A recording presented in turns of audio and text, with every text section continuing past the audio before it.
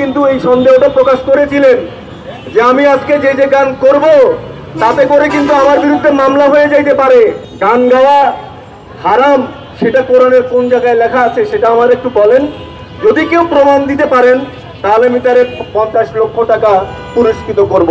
আপনারা যারা বাউল গান শুনেন কিংবা পালা গান শুনেন, রাতভর সেই পালা গানগুলো হয়।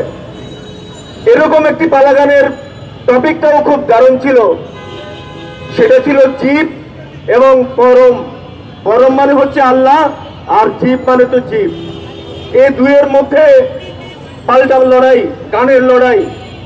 তো জীব জীবের পক্ষে কথা বলে, পরম পরমের পক্ষে কথা বলে এবং পরস্পরকে ঘায়েল করার জন্য নানান ধরনের প্রশ্ন করে।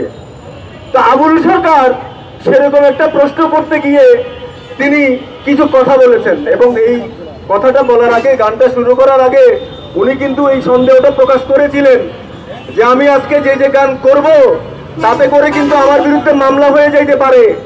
কারণ গত কয়েক বছর আগে বাংলাদেশের একজন স্বনামধন্য শিল্পী রীতা দেওয়ান, তার বিরুদ্ধেও ডিজিটাল নিরাপত্তা আইনে মামলা হয়েছিল। আপনারা তো শরীয়ত বয়াতির নাম শুনেছেন, শরীয়ত সরকার। এই শরীয়ত সরকার একটা পালা গানের আসরে কয়েকটা প্রশ্ন করেছিল যে ভাই, যারা বলতেছেন যে গান গাওয়া হারাম সেটা কোরআনের কোন জায়গায় লেখা আছে সেটা আমার একটু বলেন।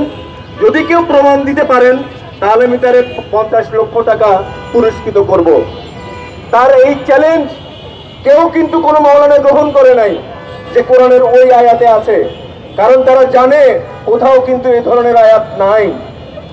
সেটা তারা করলো না, তার বিরুদ্ধে ধর্ম অবমাননার একটা মিথ্যা মামলা দায়ের করলো ডিজিটাল নিরাপত্তা আইনে।